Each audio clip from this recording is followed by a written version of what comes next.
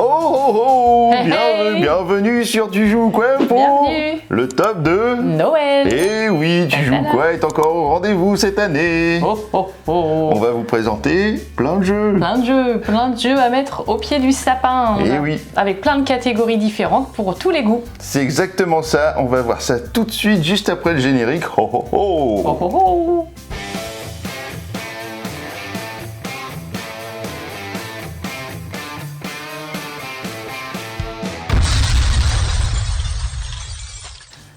Allez, on va commencer cette sélection de Noël avec les jeux d'ambiance. Voilà, pour commencer une soirée de Noël, quoi de mieux qu'un petit jeu d'apéro Bah ouais. pour mettre un petit peu l'ambiance. Et du coup, c'est moi qui commence. Eh ben, vas-y, Parce commence. qu'on a tiré au sort, mais c'est même pas vrai, c'est moi qui commence.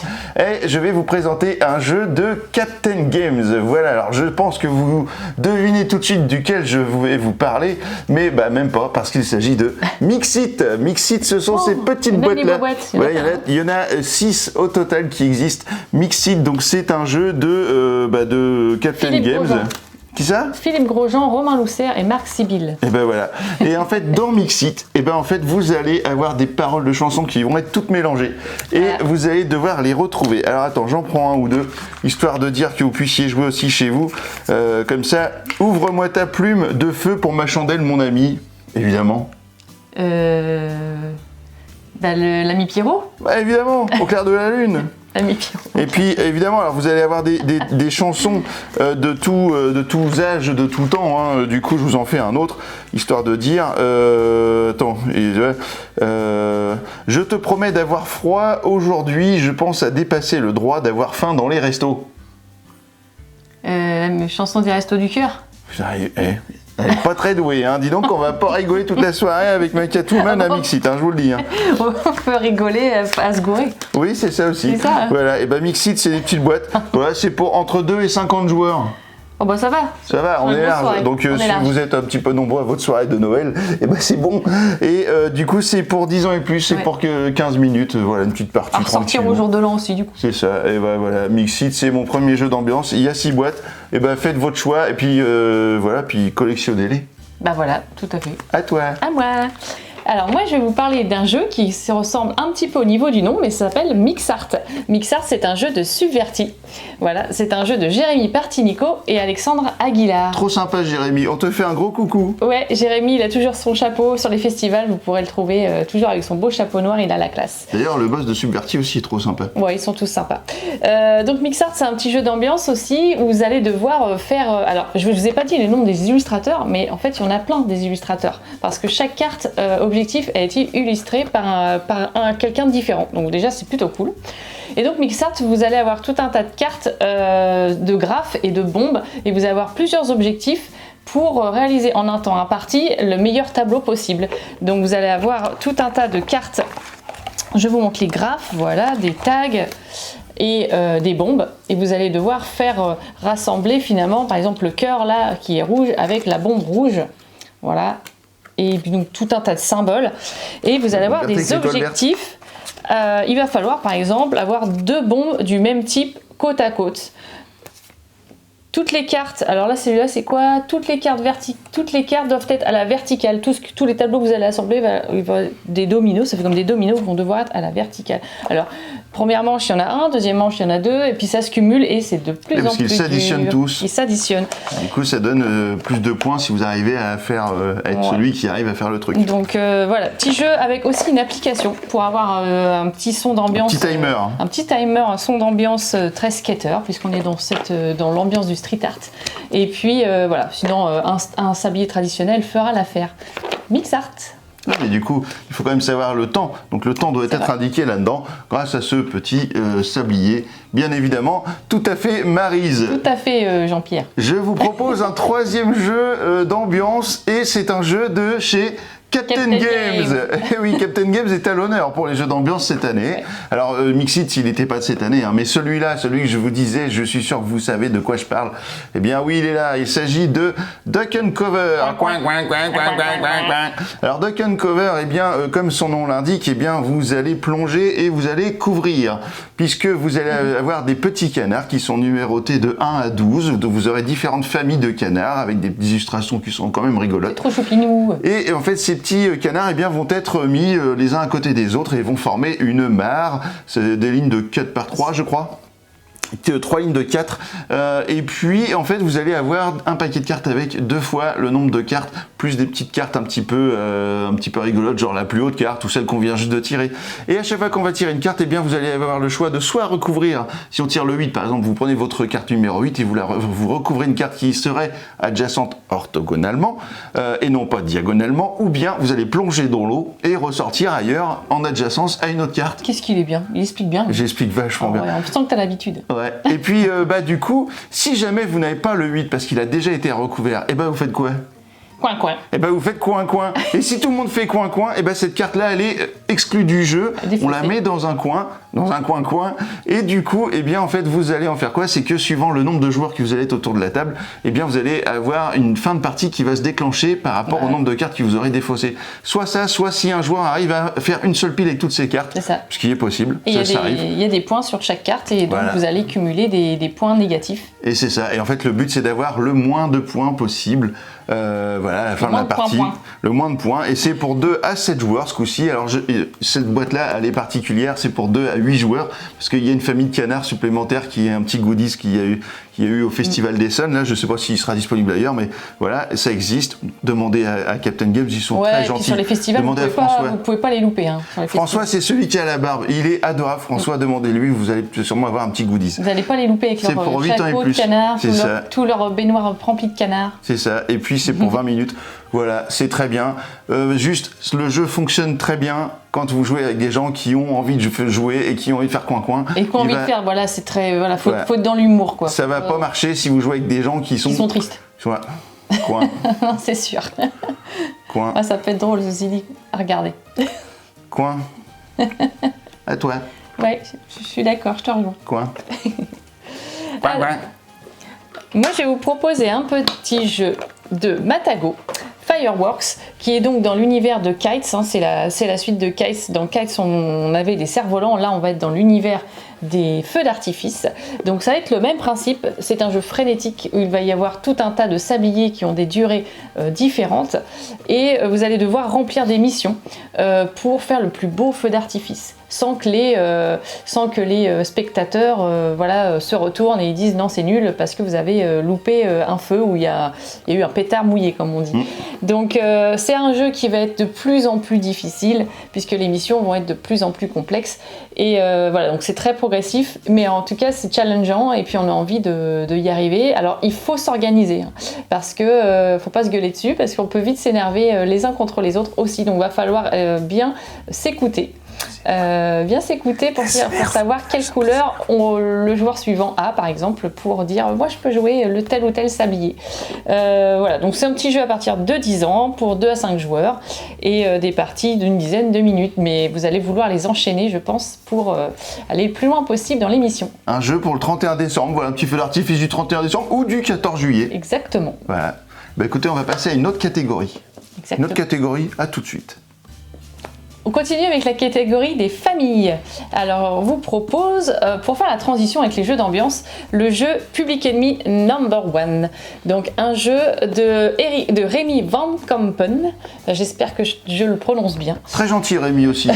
On te fait un coucou, Rémi. Très gentil. Et sa femme aussi. Oui. Bon, on va pas dire ça à chaque fois. Mais si, quand les gens sont gentils, il faut le dire. C'est vrai.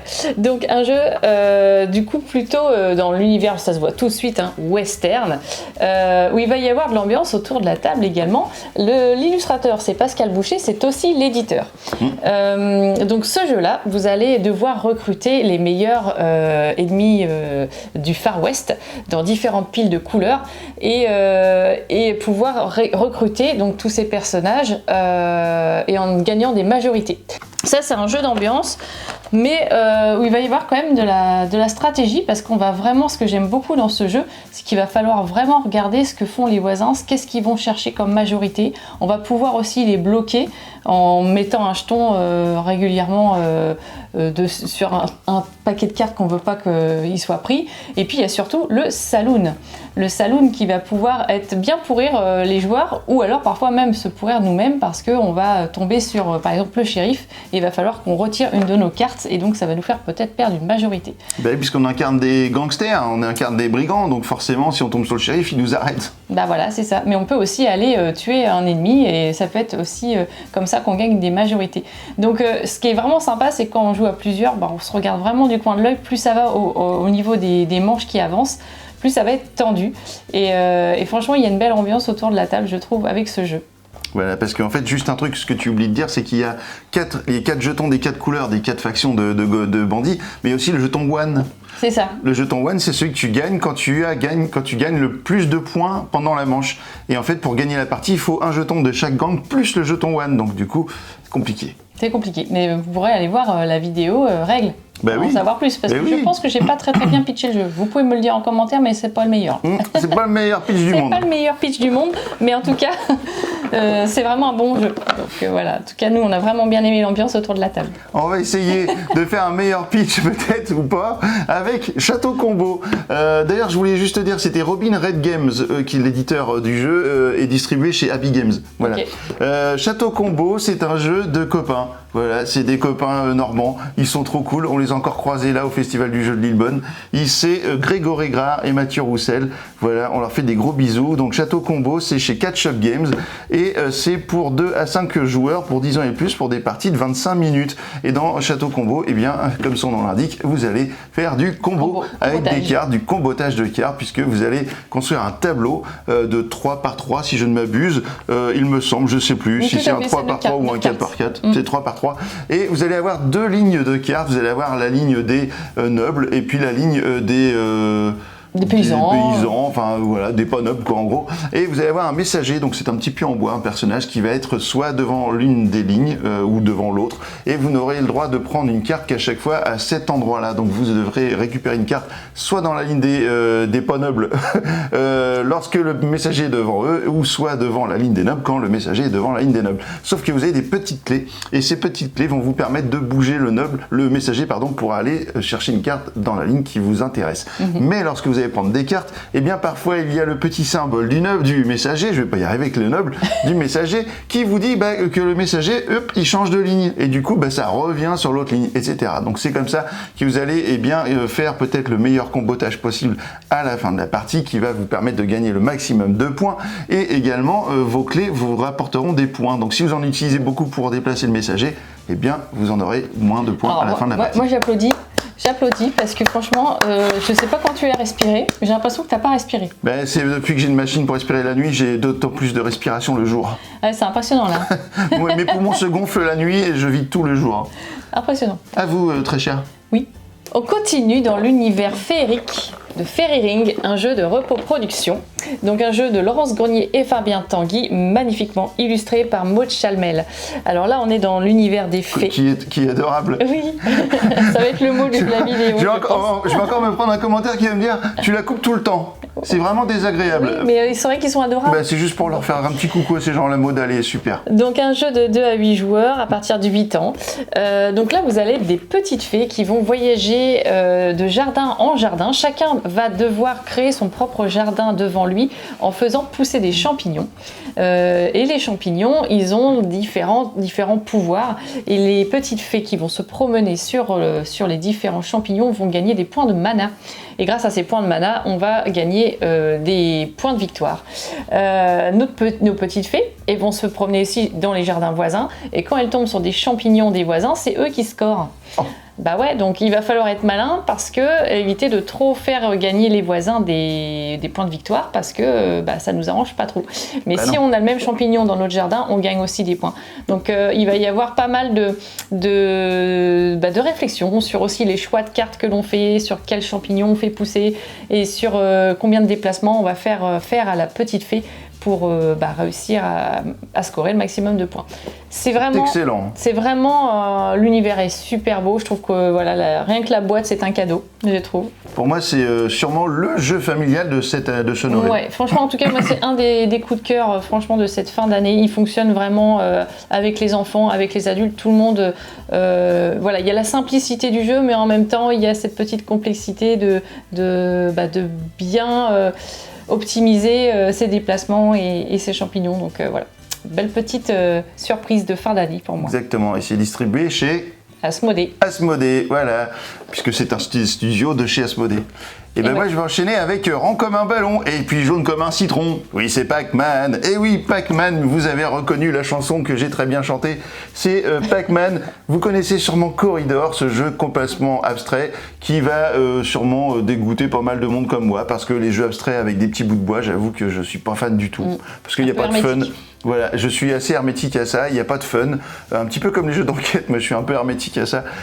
Et du coup, en fait, ils ont réussi chez Gigamic à nous proposer une version de Corridor qui du coup m'a interpellé et mon côté geek est revenu avec Pac-Man. C'est quand même génial. Alors le but de Corridor, c'est quoi? C'est que vous avez des petites billes d'un côté et il faut atteindre l'autre côté de votre adversaire, donc il faut traverser tout le plateau, sauf que vous avez des petits murs murs en bois que vous placez pour bloquer votre adversaire et tout ça. Et là vous allez le faire avec des petits fantômes et puis des petits Pac-Man. Ouais, c'est trop bien. C'est pas génial. Et puis là, le côté geek là tout de suite il marche quoi. Ben oui, et puis en plus vous allez avoir des niveaux supplémentaires, des modes de jeu supplémentaires pour jouer vraiment Pac-Man avec les fantômes et tout. C'est génial. Voilà, ça c'est le super cadeau pour les geeks de fin d'année qui aiment les jeux vidéo et les jeux de société. Corridor Pac-Man. Ça rassemble les deux. Génial. Trop Moi bien. je vote pour. Allez, on continue pour la prochaine catégorie. Je vous ai pas dit, mais c'est pour 2 joueurs évidemment. Alors c'est marrant parce qu'ils disent pour 2 à 5 joueurs. Mais oui, parce qu'il y a 4 fantômes et un Pac-Man. On peut jouer chacun son fantôme. Et le Pac-Man, ça m'était sorti de l'esprit. On y va à la suite? Tout à fait. Parti. Allez, on continue avec une catégorie qui est une nouvelle catégorie, puisque en fait il y a un tas de jeux qui sont sortis cette année sous ce format-là. Il s'agit des jeux en duel. Et voilà, les jeux en duel. Alors c'est vrai que cette année on est particulièrement gâtés avec ça. Et du coup je vais commencer par un premier jeu qui est un jeu d'un jeune auteur québécois. Qui est suisse également. Vous aurez forcément reconnu le jeu de Mathieu Bierry qui est Naishi qui est juste ici. Alors c'est Mathieu Bierry évidemment, mais également Alex Fortino qui est en co-autorat et les illustrations sont de Marine Loscout et c'est chez Merle Édition et c'est distribué par Ludistri. Voilà, c'est important de dire tout ça parce que il faut le dire. C'est un jeu pour 2 joueurs évidemment puisque c'est un jeu en duel, c'est pour 20 minutes et pour 10 ans et plus. Et dans Naishi, vous allez avoir un petit tableau à construire qui va être sous la forme de 2 lignes. Vous avez une ligne qui est face visible de tout le monde, enfin des 2 joueurs pendant toute la partie, l'autre ligne qui est dans votre main. Les cartes vont être numérotées virtuellement de 1 à 5. Ça va correspondre aux cartes que vous avez devant vous, ainsi qu'il y a une rivière de cartes qui se trouve au milieu. Et vous allez pouvoir échanger des cartes de votre main avec des cartes de la rivière, des cartes de votre ligne visible avec des cartes de la rivière. Vous allez mettre des émissaires, je crois que ça s'appelle comme ça dans le jeu, pour faire des interactions avec le joueur, aussi bien aller lui piquer une carte, etc. Ce petit jeu-là est une merveille. C'est vraiment un très très bon jeu. Moi, dès que je l'avais essayé à Valmeinier, j'ai dit waouh, super, c'est trop bien. En plus, ça me fait chier de le dire parce que Mathieu Bierry est quand même quelqu'un de très désagréable. Ça change là beaucoup. Voilà. Qui n'hésite pas à me tacler régulièrement et je ne lui en veux pas parce qu'au fin de compte, je l'aime beaucoup. Voilà. Ouais, il est très charrieur. Hein. Mathieu, je te fais des gros bisous ainsi qu'à Benji que j'aimerais beaucoup rencontrer parce qu'on a eu la chance de dîner avec Mathieu, David et Mims à Vichy et Benji n'était pas là. Donc alors vous devez peut-être les connaître tous ces gens-là par le podcast On Joue-tu. Voilà. Évidemment, j'ai même pas besoin de les citer. Et du coup, pourquoi j'aime ça? Parce qu'en fait, ça a été un gros coup de cœur tout de suite. Et ça, je vous le conseille vivement. Si vous voulez le tester avant de l'acheter, vous pouvez le tester sur BGA Board Game Arena et vous pouvez le tester gratuitement. Voilà. Et pour compléter, vous pouvez aller écouter le podcast, justement le mien cette fois-ci, le nôtre. Tu joues quoi? Parce que j'ai interviewé Mathieu Bierry lorsqu'on était au Festival de Vichy et il nous en dit plus justement sur ce premier jeu édité. Exactement. Et j'ai commencé à l'écouter tout à l'heure en rentrant du boulot. Et voilà, c'est très bien. Parfait. Ça fait une écoute de plus. Allez, à toi. Et alors, moi, je vais vous parler de Dungeon Exit, qui est donc un jeu de notre duo favori dans le milieu ludique. Très gentil aussi. Hein. Très gentil. Ils sont très gentils, ils sont adorables. Et vraiment. Karen Nguyen et David Cormona.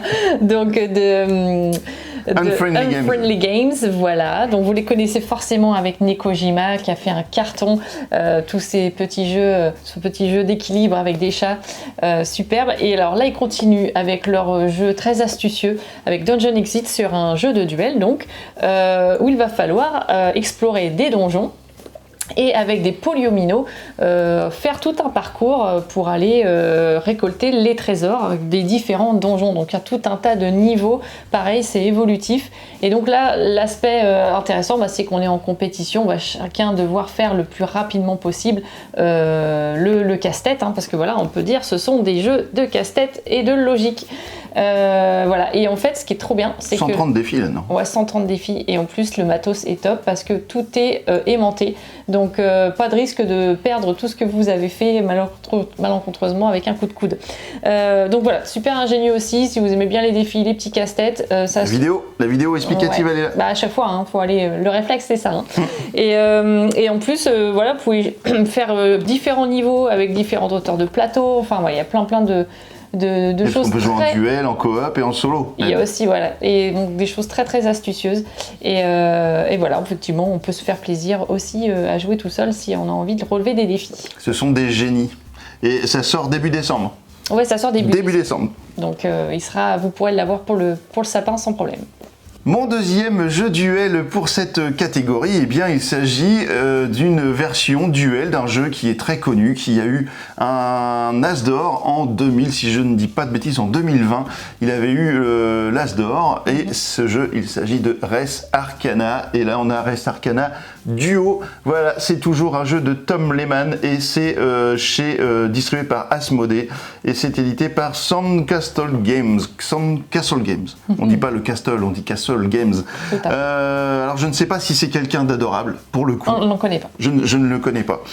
Donc c'est une version duo, donc une version 2 joueurs de ce jeu. Vous avez exactement le même principe, sauf que le jeu est adapté complètement à une version duel. Et dans ce jeu, eh bien, le but sera toujours de récupérer donc 10 points de victoire, comme dans le jeu précédent. Et pour cela, eh bien, vous allez avoir de la gestion de ressources par rapport à vos cartes que vous allez récupérer au fur et à mesure de la partie. Vous allez les jouer depuis votre main, et puis donc vous allez pouvoir acheter des bâtiments, des monuments, pardon, et des lieux de puissance que vous allez obtenir grâce à toutes ces ressources, et vous allez essayer de cumuler ces fameux 10 points de victoire. Je ne m'étends pas plus sur ce jeu parce que ça ne sert à rien, vous connaissez tous Res Arcana. En tout cas, sachez que là, voilà, c'est encore un des gros cartons à venir, Res Arcana Duo. Je crois qu'il est sorti, donc c'est pour 2 joueurs, pour 12 ans et plus, et pour des parties de 20 à 30 minutes. Et puis toujours avoir des versions duel finalement de grands hits, là ça devient la tendance, mais c'est des bonnes idées parce que c'est vrai que parfois des super jeux à 2 sont pas forcément top quoi. Puis à 2 c'est mieux. À 2 c'est mieux là. C'est ça. Alors on continue avec les jeux justement qui sont issus d'autres jeux en mode duel. Donc là vous me voyez venir, j'imagine, avec les Seigneurs des Anneaux.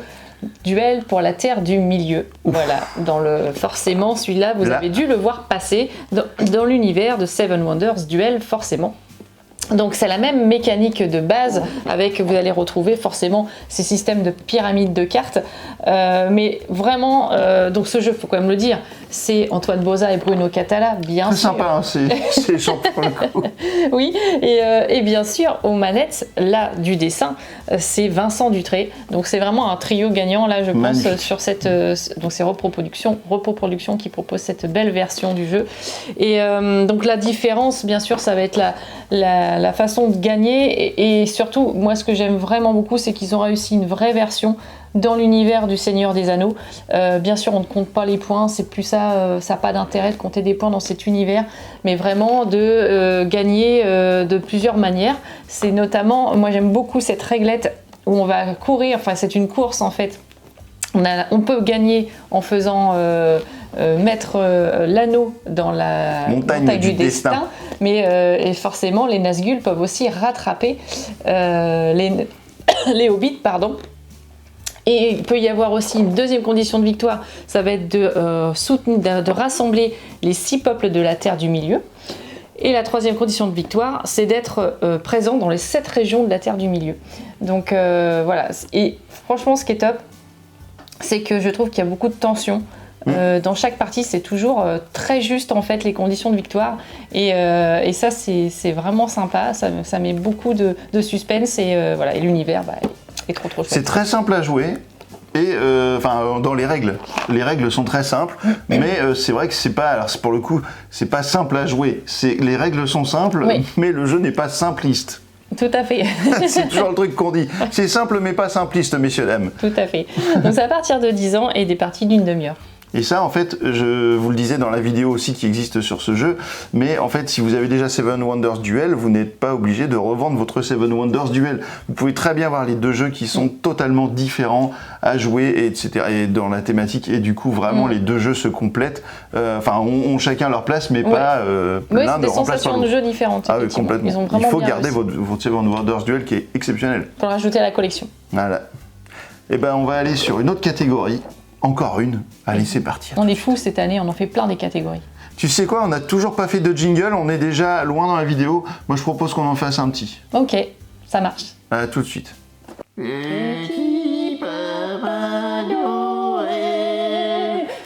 tu descendras du ciel avec des jouets par milliers, n'oublie pas tes petits jouets.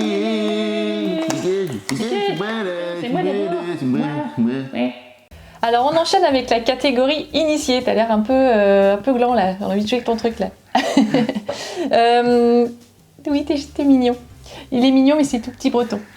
Donc on continue avec la catégorie initiée et je vous propose mon coup de cœur, vraiment pour moi de l'année, c'est Tower Up. Tower Up qui sort chez Monolith, enfin qui est sorti chez Monolith, un jeu donc de Grégoire Larger, Franck Critin et Sébastien Pochon, pardon si j'écorche les noms. Qui font le trio? Parfait. Mais non, l'artichon.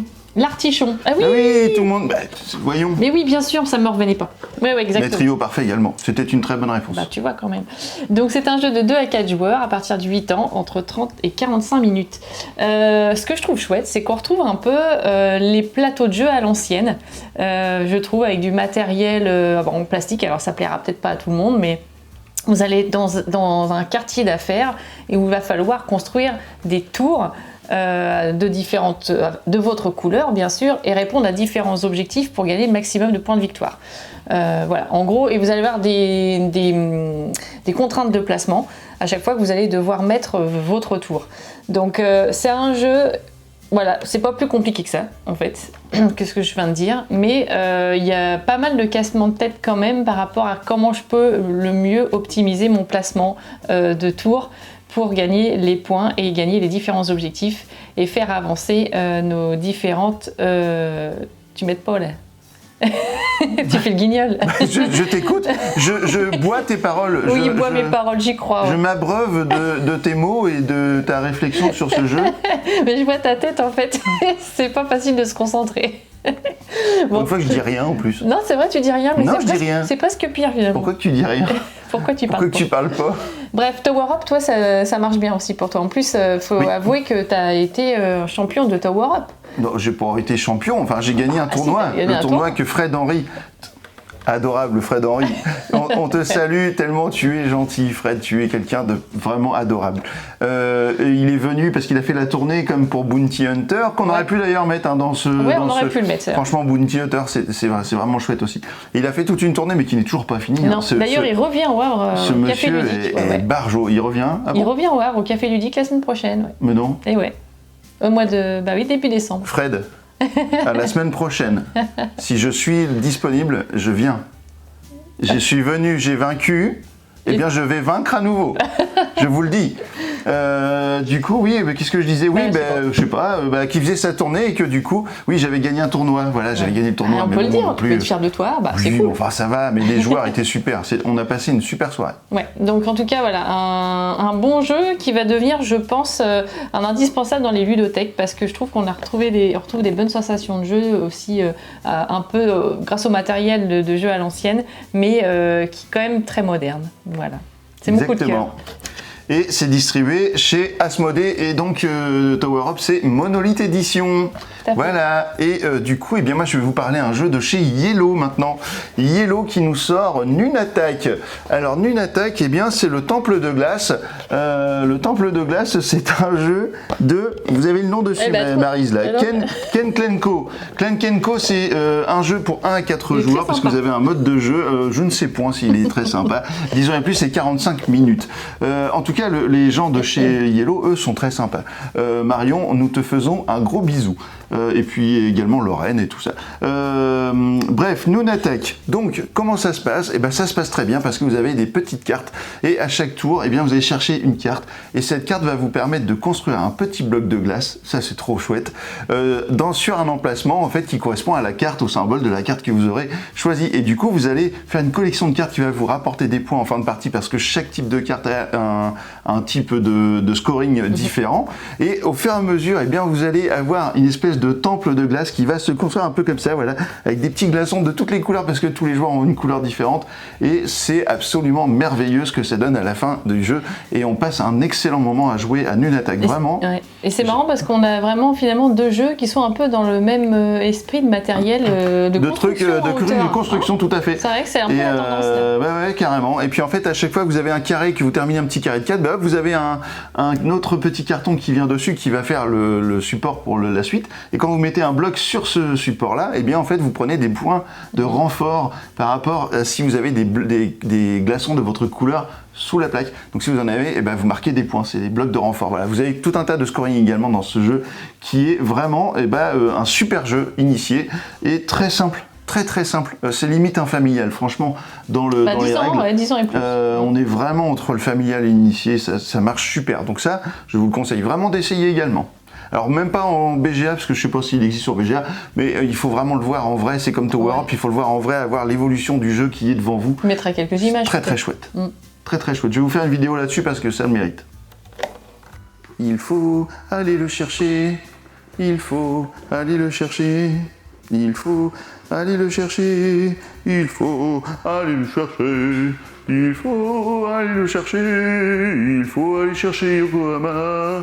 Mince, j'ai dit le titre, j'ai un petit peu spoilé la suite. On continue avec la catégorie expert et c'est l'avant-dernière catégorie de cette vidéo. Soyez rassurés, c'est bientôt fini, vous n'allez plus voir nos tronches dans quelques minutes. La catégorie expert, eh bien oui, il en faut des jeux experts pour nous, les gens comme nous, les gens qui sont encore plus barrés et qui aiment les cassements de tête et la grosse réflexion avec plein de règles.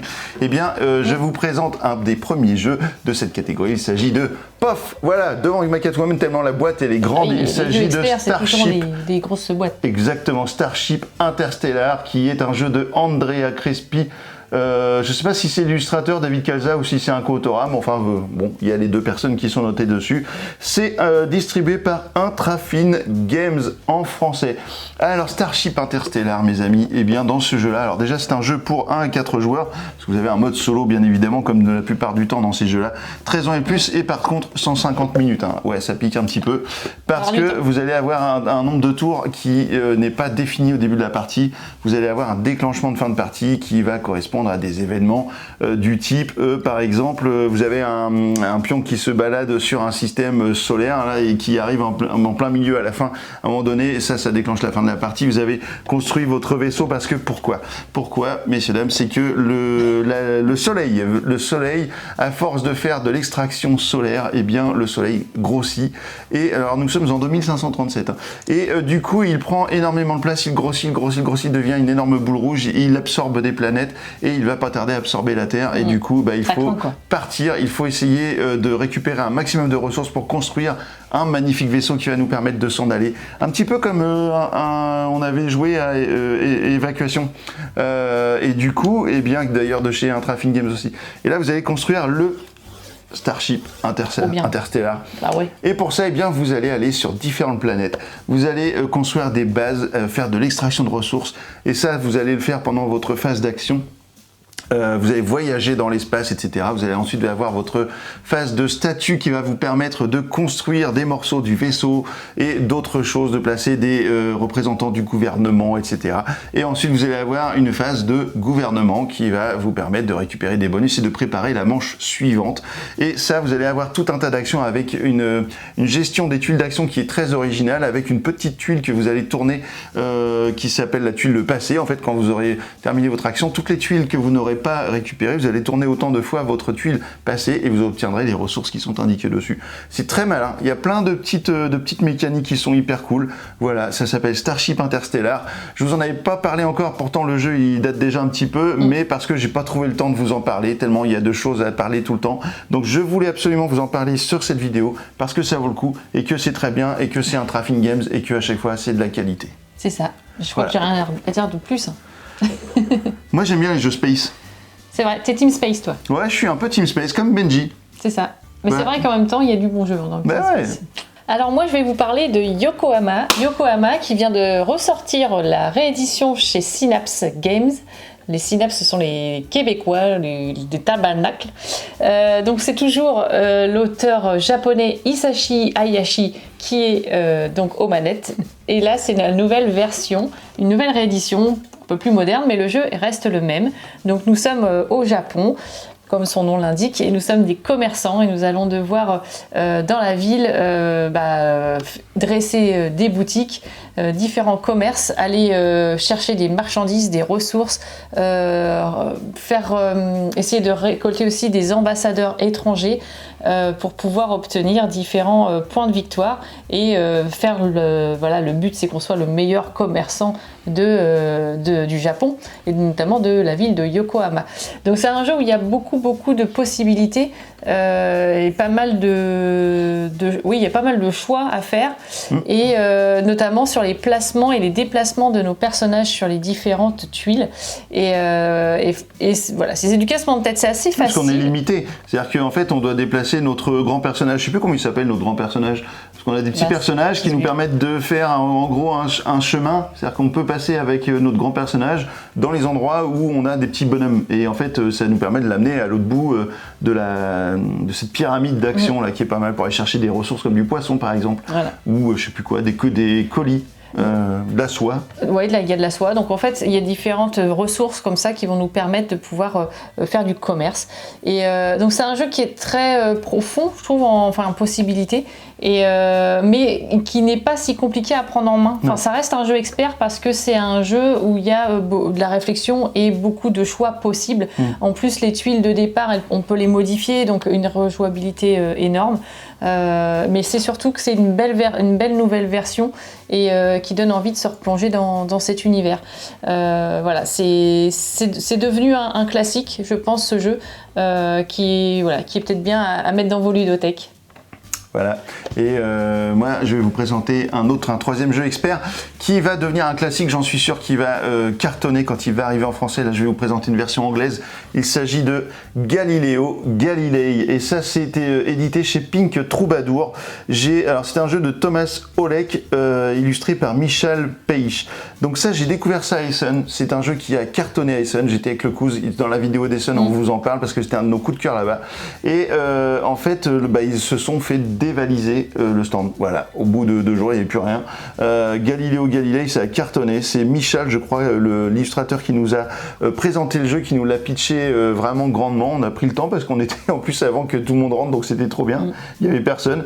Et donc, dans Galileo Galilei, eh bien, vous allez jouer des astronomes de l'époque qui vont faire de la découverte, de l'observation pour trouver, faire des découvertes majeures, donc des planètes par exemple, ou faire des découvertes mineures, donc des constellations.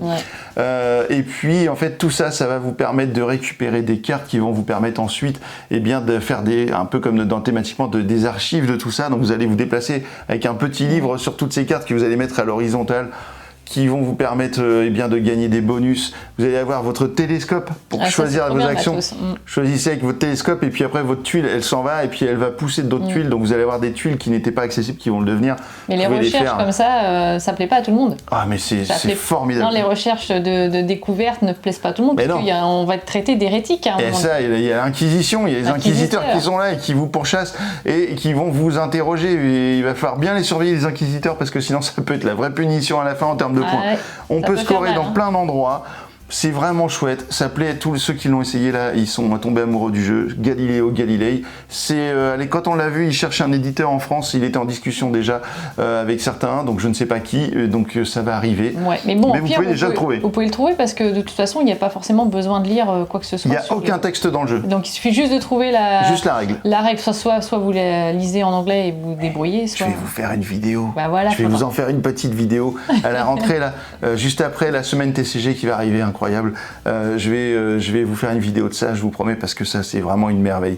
Voilà, ça c'était mon dernier jeu de expert. Et ben on va arriver avec la dernière catégorie, dis donc déjà, je sais pas, parce que disons cette année on est gourmand. Alors une dernière catégorie, puis après c'est au dodo, et puis vous faites votre liste de Noël, puis je passe vous amenez ça le 24 décembre dans la nuit comme d'habitude, vous me laissez un petit verre de rhum, non j'aime pas le rhum, une petite bière. Ouais. Petite bière ou un petit verre de vin, ça m'ira bien. Un petit jingle ou quoi? Oh ouais. Ouais.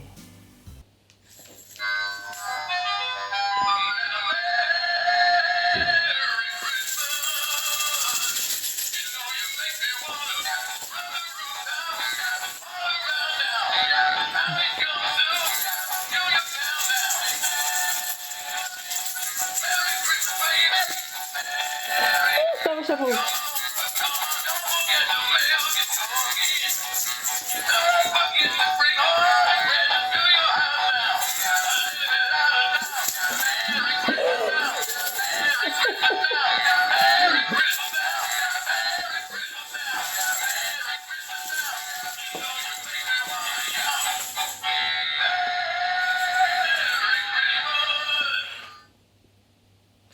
Alors on continue avec une catégorie que j'affectionne particulièrement, c'est la catégorie enquête et énigme escape.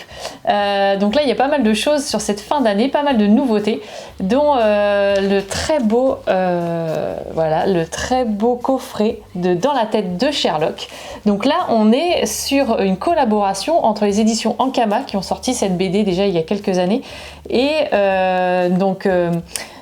Space Cowboy, merci, je ne retrouvais plus, qui fait la gamme Unlock bien sûr. Donc là on est dans l'univers de Sherlock Holmes et de la BD et c'est vraiment une belle réussite parce que si vous connaissez déjà la BD, vous allez vraiment retrouver l'univers dans le Unlock et si vous ne connaissez pas l'univers, je pense que vous allez avoir envie d'acheter la BD.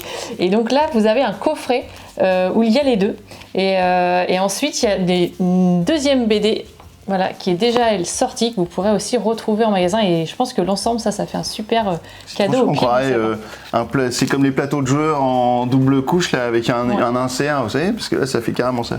Et ça porte vraiment bien son nom puisque vous allez dans la tête de Sherlock et donc voir comment il fonctionne, comment il arrive à résoudre différentes énigmes et différentes enquêtes résoudre finalement le fil de l'affaire. Vous avez toujours tout un fil rouge tout au long de l'histoire qui vous fait cheminer dans ses pensées et dans sa façon de réfléchir. Bien sûr, on ne peut pas spoiler l'enquête, mais là on est dans les shorts, aventures. Donc vous avez une enquête qui dure une quarantaine de minutes à peu près, même si celle-ci n'est pas timée comparée à d'autres enquêtes de Unlock. Et en fait là, vous êtes dans l'application d'Unlock, vous allez être vraiment dans sa tête et vous allez devoir circuler dans les différentes parties de son cerveau pour essayer de résoudre une énigme et une enquête, un meurtre dans Covent Garden. Donc, et d'ailleurs, l'application qui gère le jeu, le short, est dans la même application Unlock. Oui, c'est la même truc, il n'y a pas autre chose à prendre, c'est pareil. C'est ça. Donc vraiment des belles éditions et encore une belle histoire originale en tout cas de Sherlock Holmes. Ouais, et ben moi je vais continuer aussi avec du Unlock, avec Unlock, voilà, la dernière boîte qui est sortie de Unlock, qui s'appelle Risky Adventures. Donc c'est pour 1 à 6 joueurs. Alors ça, vous faites bien comme vous voulez pour jouer à une partie d'Unlock. 60 minutes à 80 minutes, hein, parce que forcément ça va de plus en plus dur. Et puis pour 10 ans et plus. Donc comme d'habitude, vous avez une première énigme qui est très accessible, niveau 1. C'est laquelle déjà? C'était celle-là. Ouais. Le temple. Vous avez le niveau 2 qui est le petit lapin là. Moi j'ai vachement aimé celle-là. Et puis le niveau 3 qui est la mafia, le parrain ici. Toi ta préférée c'est celle-là? Ouais, ma préférée c'est celle-là. Alors du coup, enfin, quoique, la mafia j'ai bien aimé. Ouais, ma préférée c'est la mafia. Tout comme j'étais très critique sur la difficulté de la boîte précédente avec les Vikings, parce que vraiment, j'étais pas le seul à le dire que c'était vraiment trop dur et trop farfelu, même avec la solution je comprenais rien. Et bah tout comme là, en fait j'ai vraiment kiffé de jouer les 3 scénarios parce que ils sont vraiment trop chouettes. Et on a fait celui-là avec nos enfants qui ont bien participé, mais celui-là vraiment était très sympa. Ouais, il y a un côté très original où on utilise aussi le téléphone d'une manière un peu différente et enfin voilà, il y a toujours des choses, on va pas spoiler, mais il trouve toujours des trucs et voilà, il y a un côté un peu là un côté un peu Indiana Jones, là on va dire un côté un peu rétro bande dessinée. Puis là, la mafia c'était vraiment chouette aussi, c'est très très bien. Donc voilà, c'est une très bonne pioche cette année. Le Unlock, il est vraiment super cool. Il y a encore une valeur sûre. C'est toujours de Cyril de Meg. Je crois qu'on en est à la 13e boîte. Peut-être bien. Et puis c'est toujours chez Space Cowboy, voilà, distribué chez Asmodée. À toi. À moi. On reste chez les Space Cowboys qui continuent dans leur gamme d'enquête pour un deuxième volet de Perspective. Donc il y avait eu Perspective, la boîte orange, cette fois-ci on est Perspective, la boîte bleue. C'est toujours le même principe, ce sont des enquêtes, comme la plupart des enquêtes c'est collaboratif. Mais là ce que j'aime vraiment beaucoup dans ce jeu, c'est qu'on partage vraiment les informations, il n'y a pas du tout d'effet leader, puisque là il y a toute une série de cartes qui vont être réparties entre les nombres de joueurs.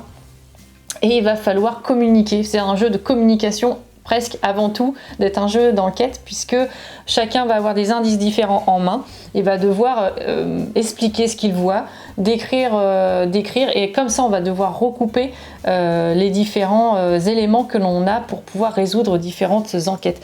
Donc dans celle-ci, vous allez plutôt dans un univers plutôt historique. Donc comme dans la première boîte, vous avez 3 enquêtes différentes. Donc la première s'appelle Mémoire partagée et se passe à l'Empire romain. Dans la deuxième enquête, vous êtes sur les traces du diable, ça s'appelle le diable et dans tous les détails. Et là c'est plutôt dans une histoire un meurtre dans un couvent et une histoire d'empoisonnement. Et dans la troisième affaire, ça sera la mine perdue. Et là, on se retrouve dans le Grand Ouest américain, à la recherche d'une mine, une mine que exploitait notre père.